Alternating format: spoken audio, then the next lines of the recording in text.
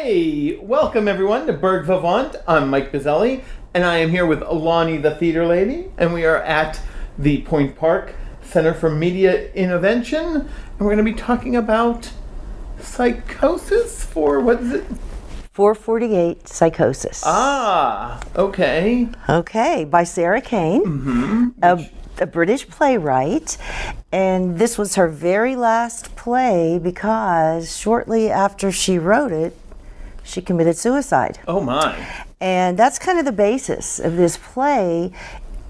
And you know, I almost hesitate to call it a play because it was more like a piece of performance art. Oh, okay. You know, with a play, you're expecting a bit of a plot or something.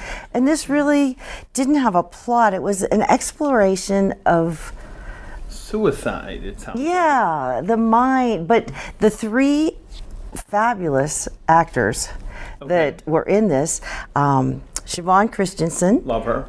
Me too. Tammy Sy, love her. And Erica Cuenca, love her. And they all did a marvelous job.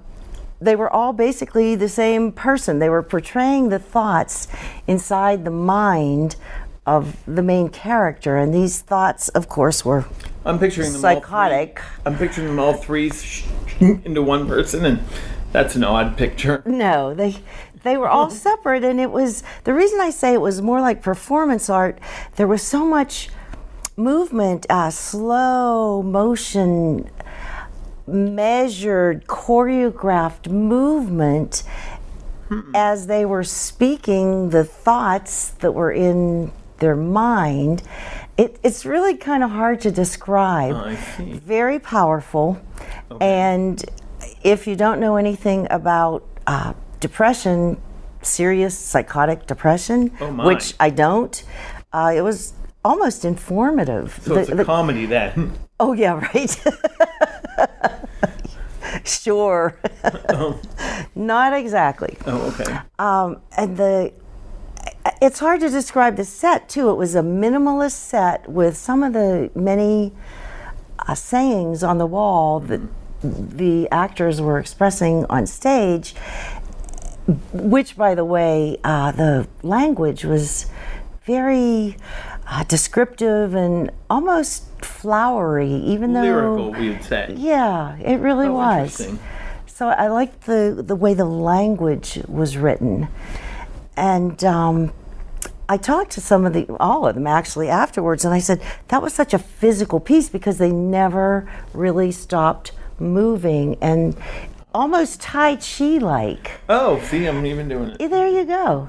And the movement coach had to have worked really hard on this, and her name is Mariah Ella, I forgot her last name, Mason. Mariah Ella Mason was the movement coach, and it was directed by Robin Parrish. Oh, love her too. Yeah, this was really a whole good troupe. Bunch of wonderful people all in one place. Oh, and the set I mentioned, the wonderful minimalist set, was Adrian Fisher. Oh, love her did too. that. Yeah, Okay. It was really a good crew Like a group that did hug this.